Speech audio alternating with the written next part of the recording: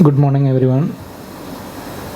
First and foremost, I would like to thank so much to the organizing team of Tabasam as well as the Scaria Zacharia Foundation, and also different institutions within, or different centers and schools within the MG University, especially Professor Verghese, Professor Dinesh Madakkanil, and Professor KM Sethi for the kind invitation to the session. I must say I'm a bit nervous with all the introductions, very generous introductions that Professor Verghese and Professor Dinesh have given. But it is also so wonderful to see so many friends and relatives,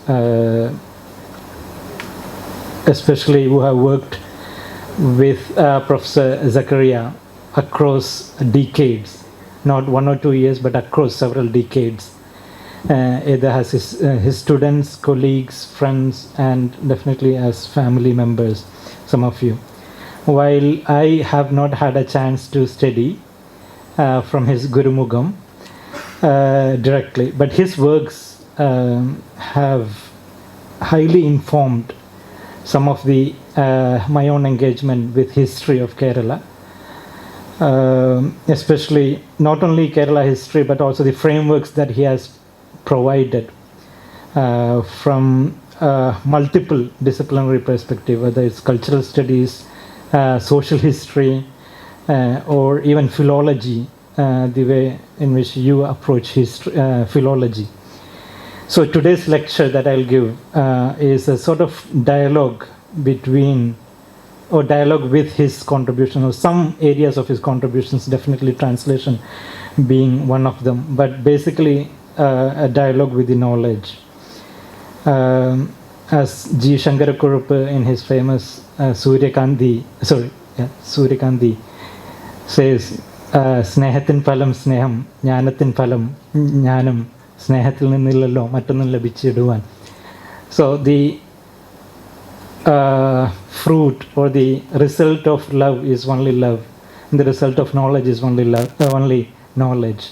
And my engagement with his work and this lecture is a fruit or a result of the work or the path that he shown us through extensive corpus or over that he had produced over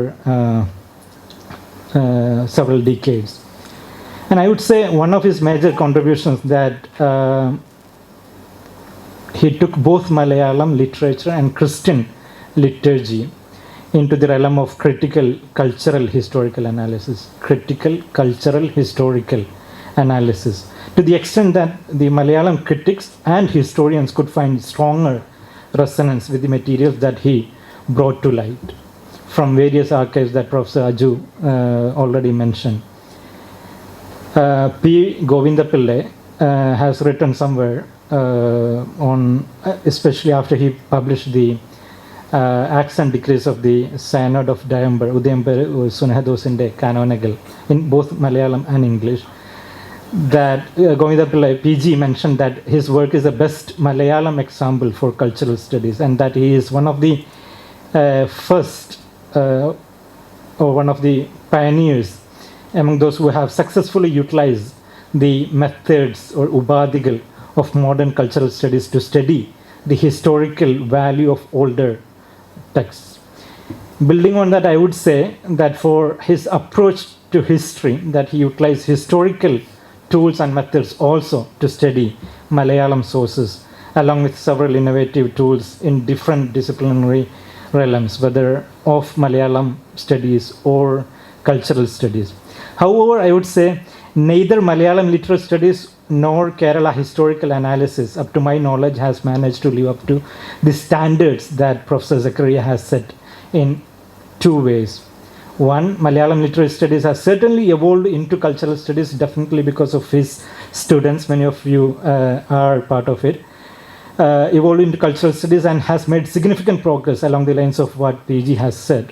But it is yet to evolve into the level of source criticisms he has maintained with his works he introduced, unearthing them from diverse archives and diverse archives in India and Europe. Still, Malayalam literature and Malayalam and Kerala history in general owes a great deal to the kind of materials that Professor Zacharia has brought to the light from diverse archives.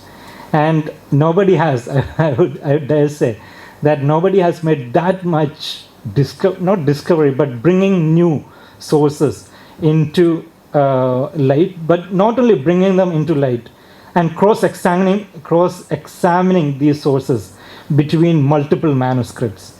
And this source criticism that again Professor Aju mentioned is very important for a historian. And much of our knowledge of Malayalam literature is reliant on weak sources, whether it is for Tunjathur Thachan up to the 19th century authors, many before and after him. Similarly, for historians of the region and the broader areas in Kerala or South India, are yet to integrate the sources that he brought into the fore, whether into the fore, especially from the Christian traditions outside the realm of church history. Definitely, many people who have worked on some of the canonicals or the Niyamavaligal, Milan Regagal, and so forth, have worked on them within the framework of church history. But rarely historians have managed to integrate them as part of the social history or intellectual history or cultural history of the region, which Professor Zacharia had always highlighted, especially in his lengthy introduction, if you think of it, to the Sunados canonical. So there should be part of, or should be studied as part of the larger history of the region in terms of not only language, but also society, culture, economy, customs, trade, gender, and so forth. So the contributions that Professor Zacharia has made, this should be continued through similar methodological and thematical focus. And what I say so far is based on my limited readings in Kerala history, but forgive me or enlighten me if there are works which have already done this recently. So in today's lecture, I'll talk about two areas that Professor Zacharia has dealt with, somewhat related to the extensive over translation and commentary, both as a practitioner and as a theoretician. As someone who has transcribed several works across Malayalam, English, and so forth, but also wrote extensive commentaries on these sources through his many essays and introductions to the texts. One of the editions of Tabasam and a volume he edited are some of the earliest engagements with translation as a field of study, critically in the context of Malayalam and Kerala. But also he evolved, that is, law, history of law, and the Indian Ocean. But I'll engage with his areas of focus along the way. So I don't know how many of you, so to come to the topic and the title, I don't know how many of you are interested in law or specialize in law, and all of us try to run away from law, if not break the law. So law is not often a favorite topic or a favorite cup of tea for most of us, neither in practice nor as an area of study. But let us take it as an intellectual exercise for half an hour now. I'll begin briefly by explaining the title itself, and Professor Dineshan has already given a short introduction to one jargon that I have used. And when I sent the title to Professor Verghese, I was asking whether should I remove interlineation, because it's a jargon that I don't want to complicate things.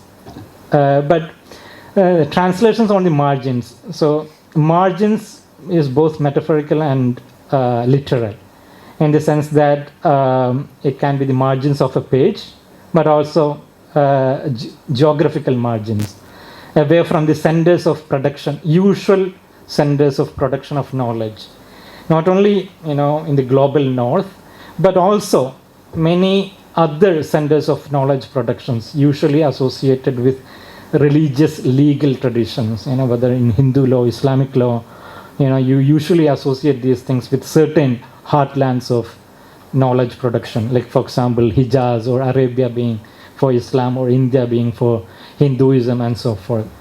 So how to translations in the margins outside these heartlands, whether in Southeast Asia or India for Islam and so forth. And legal commentaries more or less clear, but I'll explain them later on. And interlineation is definitely a process of negotiation, but also literally, again, it is both literal and allegorical. Allegorical in the sense of negotiation, but literal in the sense of writing commentaries or translation between the lines. So this is a practice, a pre-modern practice that often existed across the Indian Ocean world, across Afro-Eurasia, I would say. You have a text in a source language or in a language that you are already familiar, not familiar, but while you study the text, while you read the text, you write the commentaries between the margins, between the lines, word by word. And this is something that I'll come in a minute. So both these ways, translations are and finally Indian Ocean. And Indian Ocean, this is something that I have been interested in and I have been talking about. It is not the ocean, the physical ocean, which is definitely important, but using it as a method to study, beyond regional frameworks, beyond nation states, which is the main concern, which used to be the main concern for many areas of studies, including history for a long time. From the 1940s or 1950s onward, people are, at least in the context of India, people have been interested in in the history of nation state, especially after many post-colonial nation making. But Indian Ocean as a framework helps us to go beyond the frameworks of nation states as well as provincial states like Kerala, Tamil Nadu, and see them in a connected perspective, because much of the history that we know is part of that connected history. And Kerala definitely owes very much to the wider Indian Ocean. It has more to do with the oceanic communities from East Africa to Arabia to Southeast Asia than with the communities beyond the Western Ghats, for a long time. So much of the discussion today emerges from my interest in the history of law, comparative and connected history, global history, and connecting them all, global history of law.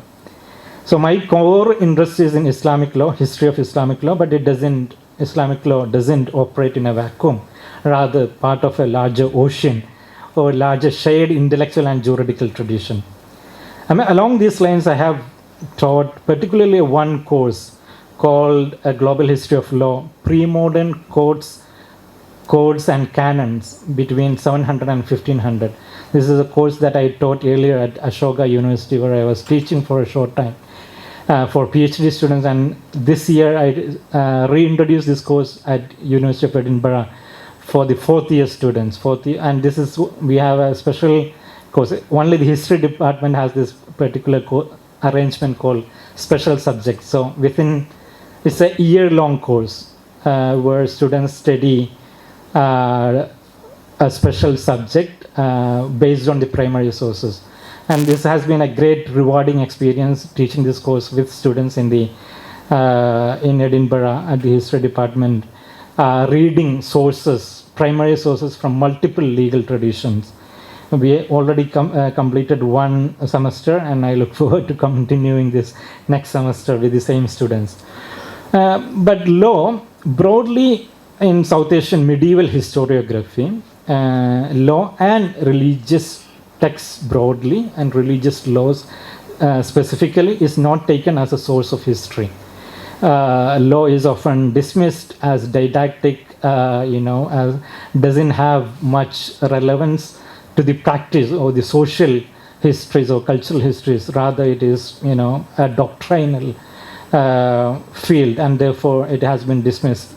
along the way. But one thing that I will have been interested, how to read legal text, even if it is a Dharma Shastra text or a very dry text, how to read that creatively and critically as part of cultural and social history. And unfortunately today law is relegated into the realm of a specialized few, those who study it specifically at the specified law colleges and so forth, with little to no interaction with other fields, as much as students in other fields or disciplines get hardly any exposure to the realms of law. Probably, they didn't want us to know about the law so that we wouldn't break it. Only if you know the law, you can break it, right? But in the pre-modern and early modern centuries, law was a discipline that almost everyone, every advanced student, sometimes even intermediate students had to study, irrespective of the discipline, irrespective of the region, irrespective of the religion. And one eventually chose to specialize in.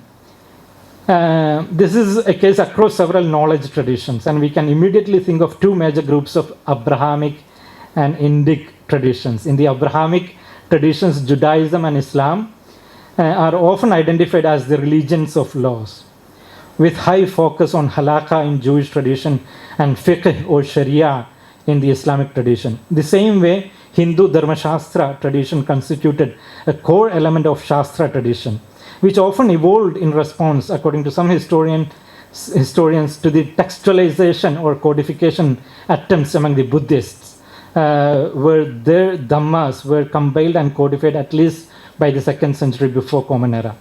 The Vinaya texts in the three Pitaka or three basket knowledge traditions, every person initiated into the monastic way of life had not only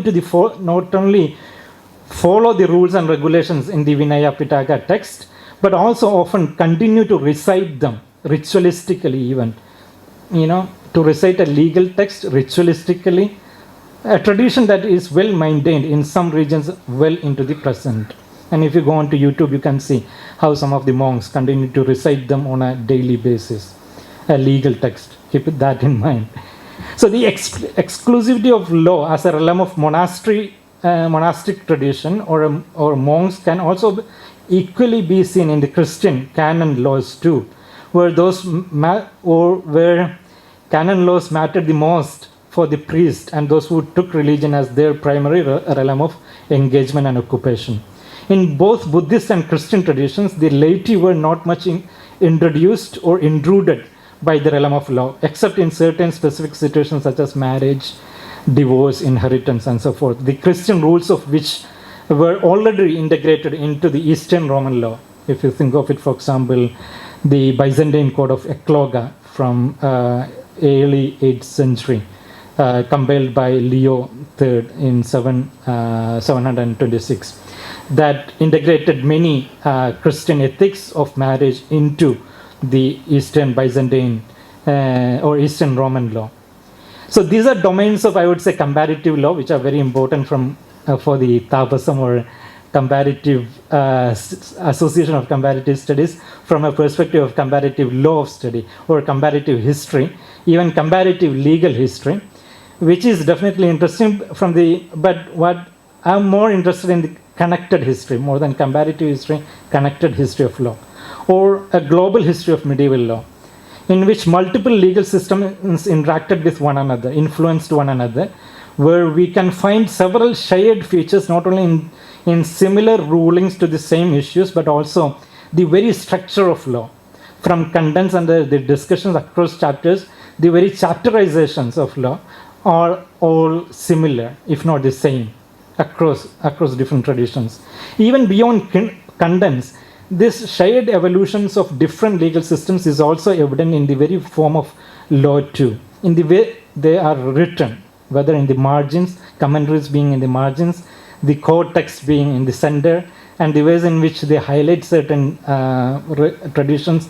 You can put a Jewish text, a Jewish halakha text, Islamic legal text, and a canon text together, and then those who do not know any of these three languages cannot distinguish which one is which or which one belongs to which tradition if you are not familiar with the script or the language. So in the way it is arranged, written down, commented upon, how commentaries and marginalias are written down, and this is all not coincidental, and historians do not believe in coincidences. Rather, it's part of a dialogue, historical connections between these traditions, and also disconnections. My dearest friend Ofira Gamlail is here, who often emphasizes the centrality of historical disconnection as a theme that we should emphasize. So disconnections, not only connections, but also disconnections between legal systems are very important.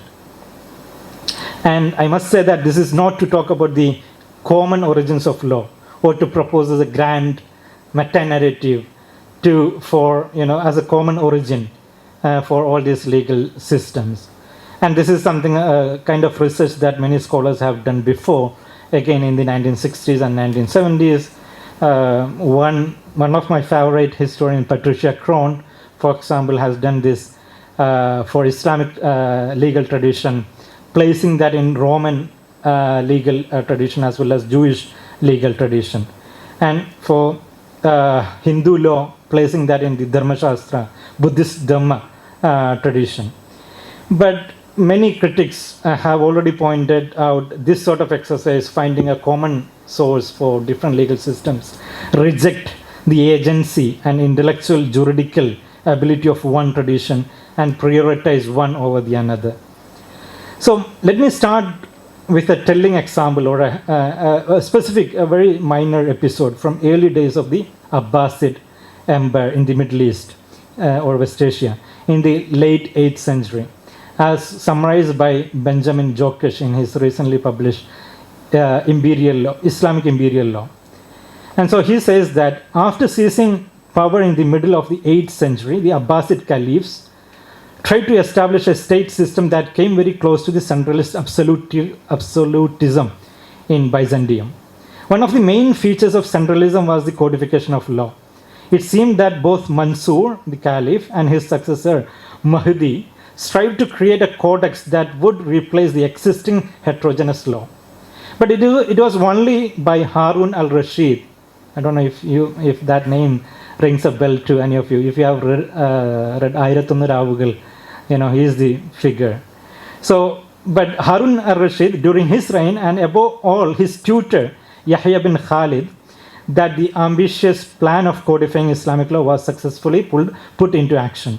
There is some indication that shortly after Harun al-Rashid's ascent to the throne, a legal commission was constituted, which consisted not only of Muslim scholars, whom being Shaybani and Abu Yusuf, both of whom belong to the Hanafi tradition, but also of Jewish scholars, especially perhaps Simon Kayara and Pirkoi ben Baboy, and Christian jurist, particularly one Bitrik.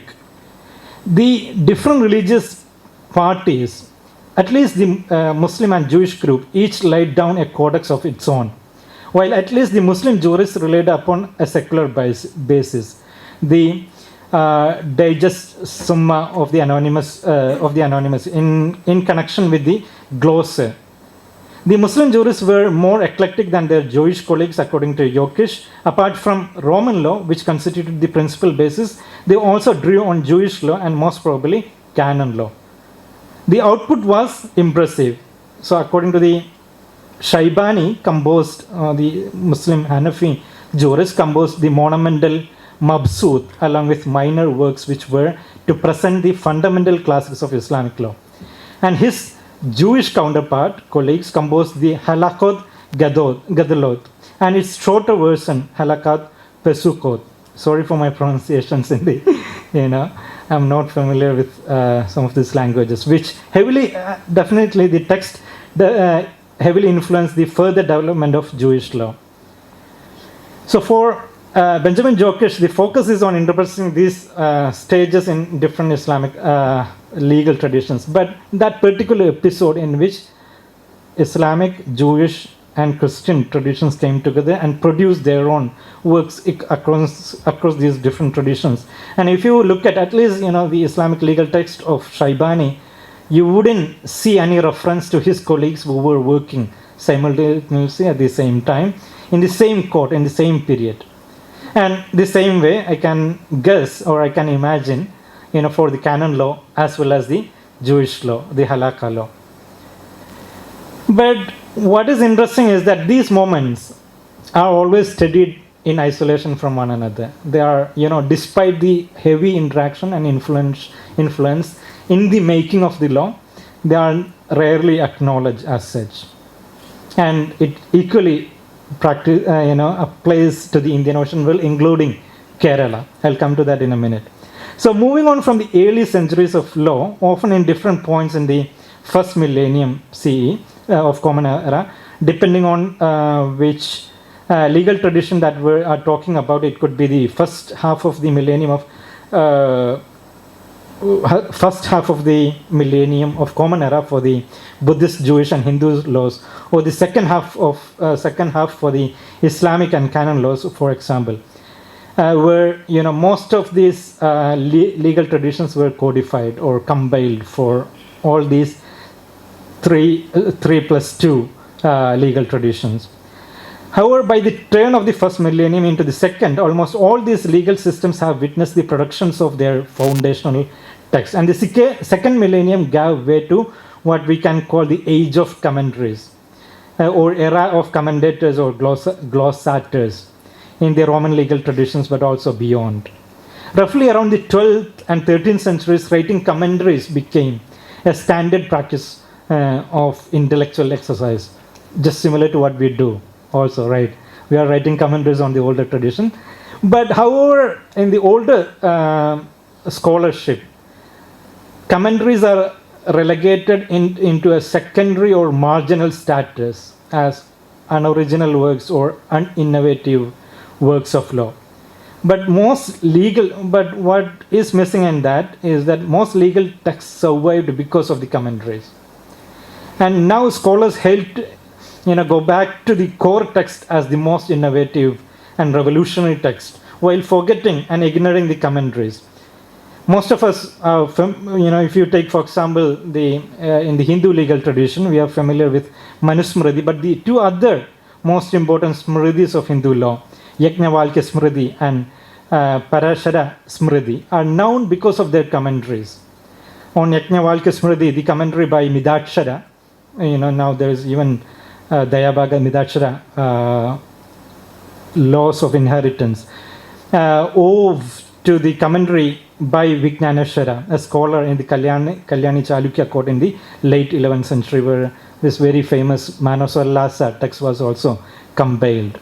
So Vijnaneshwara's Midakshara not only popularized, but even devised innovative techniques that Yajnavalkya Smriti itself did not imagine, and inheritance is one area.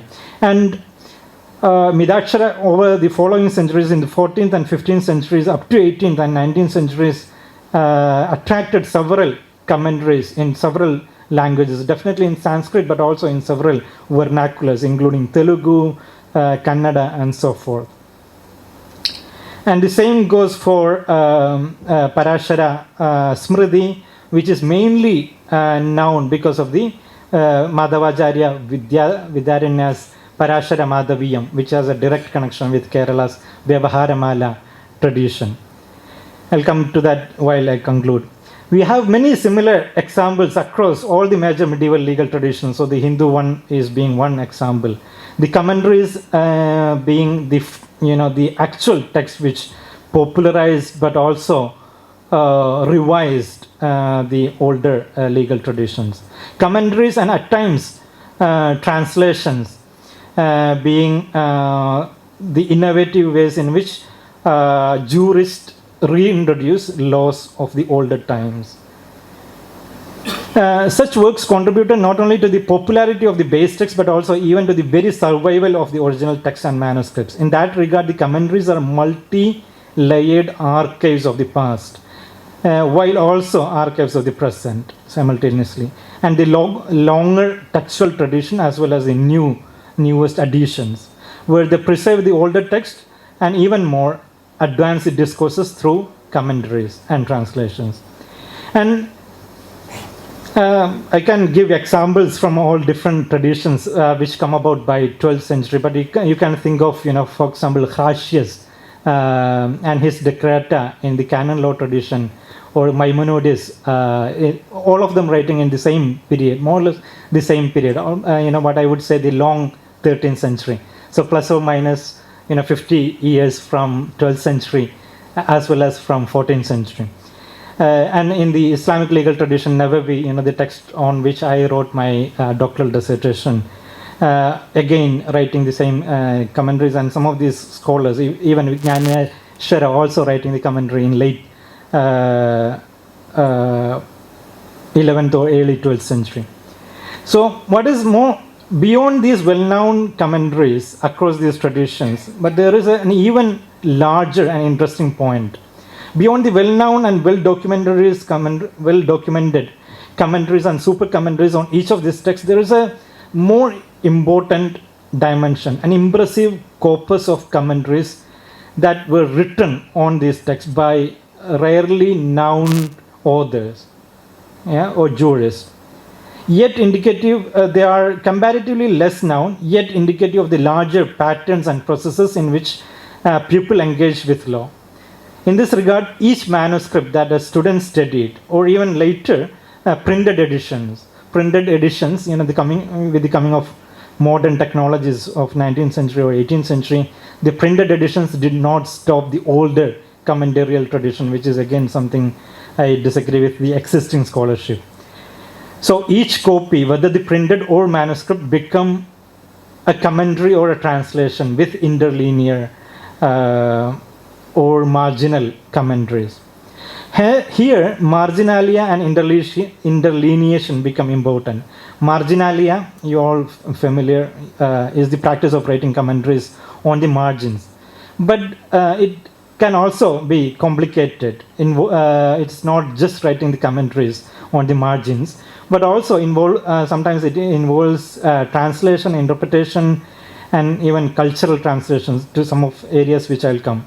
And interlineation, recently, Ronit Ritchie and others have highlighted the practice of writing commentaries or translations between lines. It involves commentaries, but also mainly translation, giving translation word by word for each word of the source text or the base text. In Java, for example, if you go, and this is not a medieval practice, definitely it is a medieval practice, but in Java, in Indonesia, if you go to the markets of some of these Pesantren towns, you can see that you can buy specific pens with very narrow nibs or ball points that would help you to write between the lines of thickly printed text of the Kitab Kuning tradition, or the yellow books, religious books at the Pesantren level. Not only legal texts, but they involve other works of grammar, ethics, mysticism, and so forth. But law forms the major part of it. And in the bookshops, there are specific pens and even nibs with narrowest technologies that they have developed in order to write translations between the lines of the text. And these are often printed texts. And some of the innovative entrepreneurial publishers have printed these, handwritten commentaries or handwritten translations on the between the lines and on margins, and published them. So you would have, a printed text or a typed text along with handwritten text. And this is not only in Java. In Kerala too, you would find them. And one thing that I immediately think of this is a similar legal text published in the early 20th century, known as Karingapara's, Karingapara being one scholar of whose interlinear marginal translations and commentaries have been published recently. So here we can consider all sort of different dimensions related to the translation studies, where translation is mostly taken for the work or for the translation between or conversion from one source language to another language or target language, whether it is loose or literal, etc. And the interlineation can be taken also as such, as we see in the Malay Javanese context, but also in the Kerala context, between a source language, often Arabic, but also Persian Malay, and a target language, which could be Malayalam, Malay, Javanese, or Sundanese. But what is interesting is that the very marginalia, writing practice, and commentaries can also be considered as such in a tri or multipartite process. First, commentaries themselves are a process of vernacularization, and therefore a form of translation in the Indian Ocean context. Writing commentaries on legal texts where local questions and concerns came up, and the text, the authors, whether as students or teachers or readers, vernacularized these texts produced in distant past, whether in Arabia or in Rome, or in, for example, in Krashen's case, in Bologna, and vernacularized them into local context. And this is significant because many distant concepts of law, such as Hindu law in Java or Bali, so for Hindu law it would be Southeast Asia, or Islamic law in the Swahili or Malabar coast, appealed differently than their original context in the Indian subcontinent or the Middle East or West Asia. While these commentaries help their authors themselves, students, teachers, informed readers, etc., and possibly their readers' audience to localize the text. And therefore, it's a form of translation, I would say, translation of the context into the new context. And the second way is that in the narrowest sense of translation that foregrounds linguistic conversion of words and text into another language. Most of the marginalia and interlineation perform the same task. When much of the legalistic vocabulary is at times not familiar, even to specialists, the commentaries continuously perform this task of translating these jargons to simplified or relatable terms, explaining them within the language. It's not about a different language, but from the technical language of law to the dissected or untangled language of law. They operate within the same language and or in the same discipline, same religion, yet at two different levels, where different layers of their audience make sense of their original meanings of the text or the author through the commentaries or through glossaries, through interlineators, who are in that sense contributing to a different form of translation. And the final one, I'll keep that very shortly, is the issue of cultural translation. Cultural translation as a concept, especially in the legal historical context, many people have written about them, especially as a response to the older debates on legal pluralism, but also seeing how the law evolved in one place appealed to another. And this could be worked through literal translations, as I have elaborated elsewhere, in the context of German East Africa through the work of German Orientalists of the 19th century, Edward Sackau, who published a German translation of Ibrahim al-Bajuri, who was the Vice Chancellor of Al-Azhar University, and his commentary or super commentary on an older 16th century. So Ibrahim al-Bajuri, Edward Sackau was translating this text into German in late 19th century, while based on a super commentary by the Al-Azhar scholar Ibrahim al-Bajuri on a 16th century super commentary called Fathul Karib, which is a commentary on a 11th century text called Mukhtasar of Abu Shuja. So traveling across almost 1,000 years from 11th century to 19th century, from the Middle East to East Africa, through multiple jurists who act as commentators, super commentators, and translators, also contribute to the larger and longer process of cultural translation across geographical divides and chronological brackets. So while these are part of an overall discourse on the production of commentaries and translations, either in the margins or between lines, the structure itself evolved similarly in the age of manuscripts, especially in the paper-based knowledge tradition, the so-called book revolution that Middle Eastern societies or West Asian societies experienced in the 9th and 10th centuries, and due to the fall in paper prices and the emergence of novel cultural practices. So the book revolution of the 9th and 10th century led to the birth of what I would say a reading revolution in the following centuries. If the book revolution placed the text at the center of legal discourses, it is quite plausible to argue that the following reading revolution led to the recognition of commentary writing as a legitimate way of intellectual and legalistic engagement. Because of the reading revolution, you constantly needed new text in order to be read by the and in the Abrahamic traditions of laws, canon laws, halakha, fiqh texts, we see how these texts are written similarly, irrespective of the differences in the languages, using the same material and same techniques. I am not getting into the examples and nuances, but here also there is an interesting disconnection, again to borrow from Ophira, has often who has encouraged us to think along these lines, not only between the Abrahamic and Indic legal traditions, but within among them. The major distinction or disconnection, while in a place like Kerala, where they operate in the same geographical and cultural milieu, a major distinction is that the materials used between these two major groups, the Abrahamic ones mainly used paper, while the Indic ones rely mostly on palm leaf. I'm mainly talking about not the everyday documentations, rather scholarly exchanges. So Vyavaharamala that I mentioned is written around 1500, probably by an Ambalavasi, according to Ullur S. Parameshwara Iyer, by Maramangalam Narayanan Nambudiri. And Vyavaharamala itself is reliant on Parashara Madhaviyam that I mentioned earlier.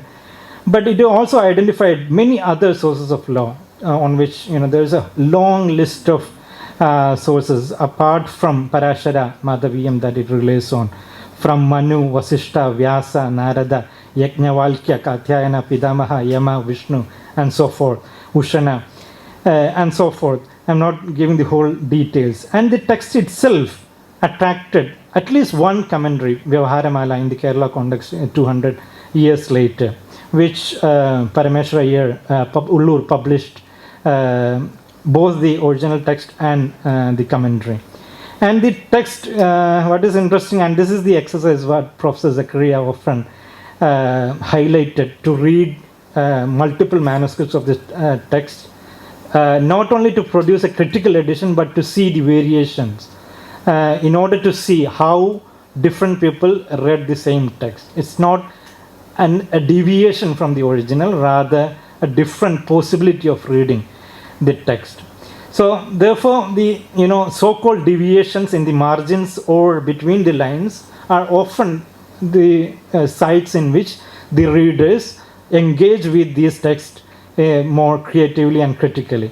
More or less around the same time, around 1500, in Kerala, another noted scholar of Islamic law, Sheikh Zainuddin Jr., who might be familiar to most of you through his Tuhfatul Mujahideen, also produced a legal text called Fathul Mu'in, based on a core text called Qurratul Ain, which he himself wrote.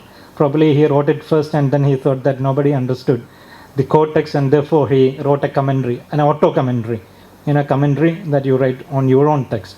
Tradition that is well studied in the Buddhist context, but not much in the Islamic context. So this text, in this commentary or auto commentary, he again, similar to Vyavaharamala, attracted many commentaries, at least around 200 or 300 years later, around Indian Ocean region, definitely from Kerala, but also beyond Kerala. And I managed to locate around 35 commentaries for this 16th century Malabari text, legal text.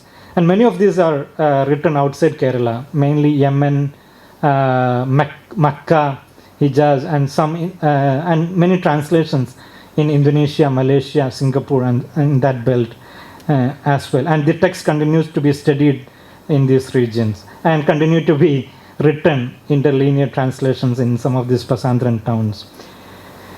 So I'll conclude. Before concluding, once you read the text closely, especially you can see that the text, both authors, similar to Vyavaharamala, the text also builds on a longer traditions of authors, including Nawawi, Rafi'i, and Ibn Hajar al-Haytami, some of these famous authors or jurists within the legal tradition that he belonged, whom he acknowledges at the beginning of the text. Yet he also responds to the local issues that have come up in his area, especially for a Muslim jurist living under a non-Muslim kingdom, which is not the case for many of his predecessors that he cites. Whether Nawawi or Rafi or Ibn Hajar al-Haythami, all of whom lived in the Muslim majority countries until then. But then for him, it is an interesting dimension to live under in a Muslim minority situation. But he takes it as a juridical possibility. Again, he is writing a commentary, yet innovating different techniques in order to accommodate the new cultural context or social context through slight innovations within the legal frameworks. And his own commentators in the 18th and 19th and 20th centuries through Marginalia and Interlineations continue the dialogue, either rejecting some of the innovations that he brought in the 16th century, so as many of his Middle Eastern jurists say, that for example, a Qadi appointed by a Hindu ruler, according to Zainuddin, he should be a legitimate Qadi, a legitimate judge, whereas his counterparts from the Middle East reject that claim, whereas his other counterparts from the Bay of Bengal region, from Java, promote that as an important innovation and something that is very relevant for them living under the Dutch East India Company at that period. So I'll conclude with 5 quick thoughts. I understand that I already crossed the time. But while thinking or taking these texts together, we have to go beyond some of our existing understandings of law in modern or modernist context or presentist context. First and foremost, I would say that rituals are a significant part of law, especially in religious and legal traditions, which is something that has completely relegated out of the realm of law in the modern period, which matter to a major chunk. So in most religious legal traditions, rituals mattered for a majority of global population in the medieval world. From Buddhism, if you think of it, that reigned across different parts of South Asia, India, Nepal, Sri Lanka, Myanmar, to Southeast Asia, Thailand, Indonesia, and so forth, and East Asia, China, Japan, just for Buddhism, and similarly for Hinduism, and Islam, Christianity. For all these religions, rituals constitute the core component that created different sects and different disciplines and that necessitated the productions of translations in order to accommodate the different changing contexts. The rituals that one can perform in an oceanic context would not be same as rituals that one can perform living in a desert situation, if you think of it. So therefore, rituals should be brought back, at least conceptually, while we think of law. And the second feature is that state, today in modern context, we understand that state has a monopoly over law. But that is not the case in the pre-modern context, medieval context. Rather, the state is only one among several entities that created and contributed to the legal traditions. It's not about a weaker or a stronger state in terms of the will and power to execute laws, as many proponents of legal pluralism would say that. But the very creation and production of law, the jurists had a monopoly, and they often administered it too. Sometimes the rulers administered it, but the law was created, but the rulers came often under law created by jurists. Islamic and Jewish law are identified as jurist law, but the same can be said even for many other legal traditions too, including Roman law. Relatedly, if the state doesn't have a monopoly over law, who has the law?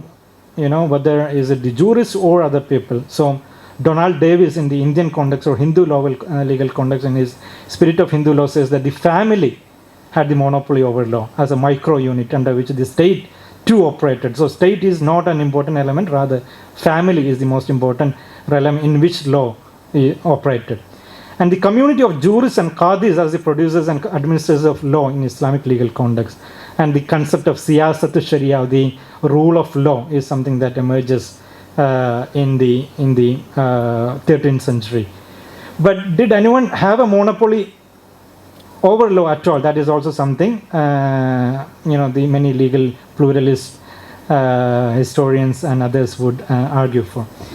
And third, modernity is often synonymized with the rule of law, as if the modern realms were outside as if the pre-modern realms were outside the purview of law. And the modernity and progress is often identified with the rule of law, which is not true at all, I would say, as almost all the pre-modern communities did have a stronger sense of justice, law, and order. And that is what mattered in most accounts of safety, stability, protection with regard to different regions and periods. If you think of, for example, the narratives on why Calicut became an important place for Indian Ocean traders, the question of law and justice come into play. And we have similar accounts. For example, Joseph Labdi, a very famous Tunisian, North African Jewish merchant who has come to trade in 12th century with Gujarat, gets embattled in a legal battle, or get entangled in a legal battle with his litigants from Cairo, Yemen, and so forth. And they take recourse not in a Jewish court but in an Islamic court in Yemen. And that is part of a larger, no matter whether you are trading in India, from Tunisia, North Africa, or you are getting sued or litigated in a Yemeni Islamic court. But the sense of law, the rule of law, is very much there across different communities. And therefore this modernist understanding or modernist overemphasis on centrality of law as something synonymous to modernity should be also revisited and should be understood differently. Finally, last 2 points is that when we look at the text of law, they should not be studied not only for the contents but also their structure and paratext. So not only the text but the paratext, which inform us the ways in which people read the text differently. Either a student completely bored studying law might read the text, still would read the text differently than a student who is very enthusiastic about the law. Both these students in the same classroom or same situation have different takes on the law, which are very important, which would not be or could not be inferred while reading the text itself. But the small scribbles or small pictures that he or she might have drew along the margins of the text is also equally important. So the paratexts are equally important in studying the contents of the law. Finally, the first point that I mentioned, law as a source of social history or cultural history. Law should not be studied only or should not be dismissed only as a didactic, doctrinal, unuseful realm of older times. Rather, they should be used by historians, definitely. That is what I would say to my tribe, but also across different disciplines, whether in literature, comparative studies, and so forth. With this, I conclude. I'm sorry for that I took a bit longer than I expected. Thank you very much, Dr. Kooria, for a wonderful presentation.